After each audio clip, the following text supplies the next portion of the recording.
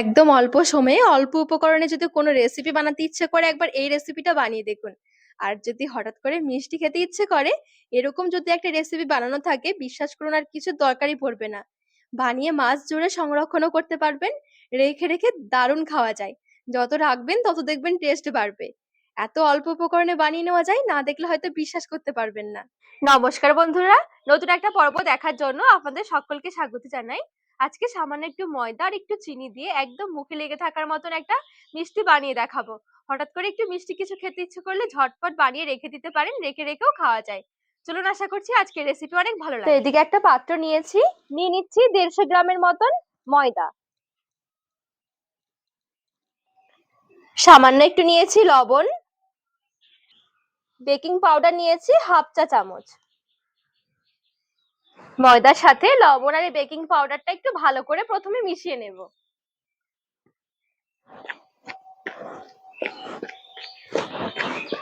এবারে 2 চামচ নিয়ে নিচ্ছি ঘি। ঘিটা দিয়ে ভালো করে একটু ময়দাটা ময়াম দিয়ে নেব। ময়ামের জন্য আমি এখানে ঘি নিয়েছি। চাইলে সাদা তেলটা দিয়েও ময়াম দিতে পারবেন, তবে ঘিয়ের ফ্লেভারটা এখানে বেশি ভালো লাগে খেতে।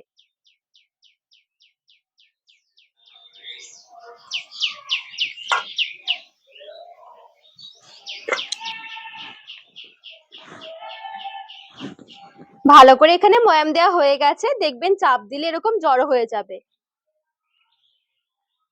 ঠিক এইভাবে করে একটু ময়াম দিয়ে নিতে হবে, তাহলে দেখবেন সুন্দর একটা মুচমুচে ভাব আসবে।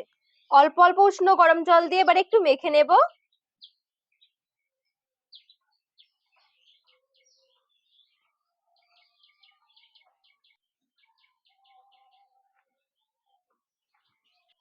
আর এই ডোটা মাখানোর সময় অনেক বেশি নরম না করে একটু শক্ত করে মাখিয়ে নিতে হবে।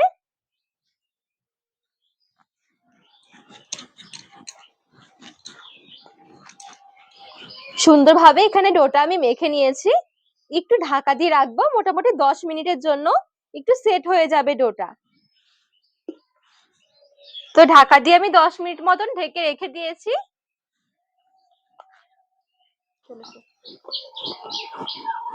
হাত দিয়ে আমি একটু মেখে নিয়েছি। এবারে এখান থেকে একটু মিডিয়াম সাইজ করে ছোট ছোট করে লেচি বের করে নেব।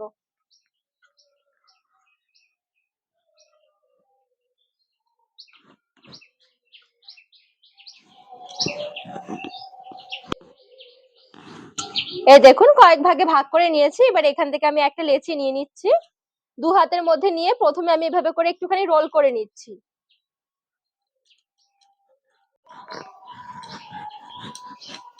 এই দেখুন ঠিক আমি এরকম একটু লম্বা মতন করে নিয়েছি।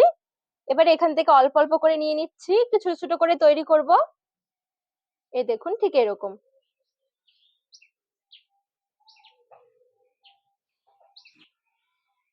এগুলো এমন ভাবে তৈরি করতে হবে, দেখবেন এক একটা এক এক রকম হবে। মানে কোনো রকম শেপ দিতে হবে না, যেভাবে সেভাবে এভাবে করে একটু হাত দিয়ে করে নিলে কিন্তু হয়ে যাবে। ঠিক এভাবে করে সবগুলো আমি আগে একটু রেডি করে নেব। একটু ছোট ছোট করে বানাচ্ছি, আপনারা চাইলে আরেকটু বড় সাইজ করেও বানাতে পারেন।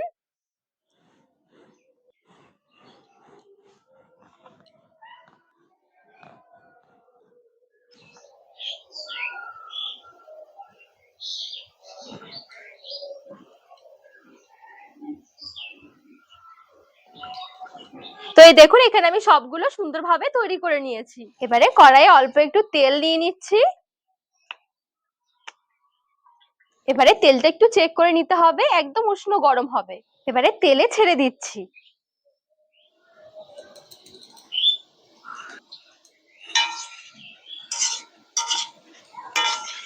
সবগুলো তেলে ছেড়ে দিয়েছি। এবারে গ্যাসের আঁচটা একদম হালকা আঁচে রেখে দেব। হালকা আঁচে রেখে এগুলো ভাজতে হবে।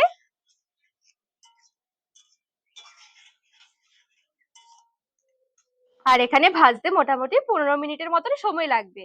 অনেক বেশি গ্যাসের আঁচটা বাড়িয়ে দিয়ে তাড়াতাড়ি করে ভেজে ফেললে কিন্তু ভেতরে কাঁচা থেকে যাবে, খেতে ভালো লাগবে না। একদম ভেতর পর্যন্ত ভাজা হবে, তারপরে দেখবেন এগুলোর টেস্টটা দারুণ লাগবে খেতে।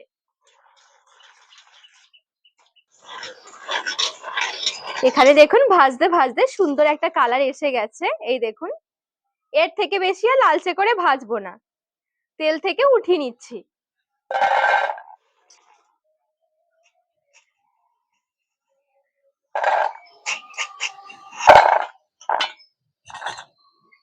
এবারে এদিকে আমি আরেকটা কড়াই বসিয়ে দিয়েছি। 200 গ্রাম নিয়ে নিচ্ছি চিনি।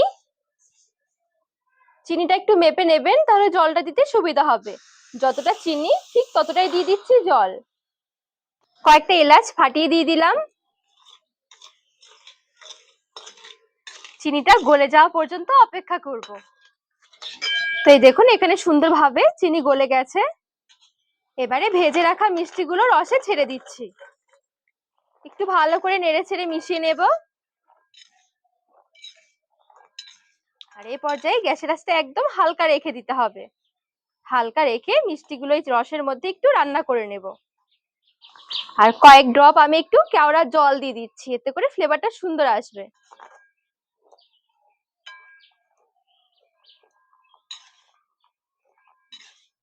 একদম সিম্পল ভাবে বাড়িতে মিষ্টিটা বানিয়ে দেখতে পারেন, খেতে কিন্তু দারুণ লাগে। তো 3-4 মিনিটের জন্য একটু ভালো করে রসের মধ্যে একটুখানি ফুটিয়ে নিয়েছি। আর এখন কিন্তু একটু রসটা চেক করে নিতে হবে। এই দেখুন হালকা চিপচিপে মনে হচ্ছে, আর দেখুন খেয়াল করলে একদম হালকা কিন্তু তার হচ্ছে। এই দেখুন তারটা ঠিক এরকম একটু নরম হবে, একদম কিন্তু শক্ত তার হবে না। এবারে গ্যাসের আঁচটা বন্ধ করে দিচ্ছি। এবারে নামিয়ে নেব, নামিয়ে একটু ঠান্ডা করে নেব ভালো করে। আঁচ থেকে নামিয়ে সুন্দরভাবে কিন্তু একটু নাড়াচাড়া করে নিতে হবে। এটা রেখে দিলে আবার জমে যাবে। একটু নাড়াচাড়া করলে দেখবেন চিনির রসটা ঠান্ডা হয়ে গা মাখা হয়ে যাবে। এই দেখুন। আর দেখবেন এটা কিন্তু অনেক বেশি শক্ত হবে না, একটু নরম হবে। আর এবারে নামিয়ে নিচ্ছি। দেখতেও দেখুন কতটা সুন্দর লাগছে। একদম অল্প সময়ে দারুণ একটা রেসিপি। ভালোভাবে যখন এগুলো ঠান্ডা হয়ে যাবে, একটা এয়ার টাইট কন্টেনারে বা বয়ামে ভরেও রেখে দিতে পারেন। অনেকদিন এগুলো ভালো থাকে। দেখুন কতটা সুন্দর হয়েছে, একদম মুচমুচে। তার উপরে খাস্তা একদম রসালো হবে ভেতরটা। বাড়ির ছোটখাটো অনুষ্ঠানে কিন্তু বানিয়ে নিতে পারেন, বেশ মজার হয় খেতে। তো বন্ধুরা আজকের রেসিপি আপনাদের কেমন লেগেছে অবশ্যই কমেন্ট করে জানাবেন। আর রেসিপি ভালো লাগলে চ্যানেলটিকে সাবস্ক্রাইব করে পাশে থাকার অনুরোধ রইল।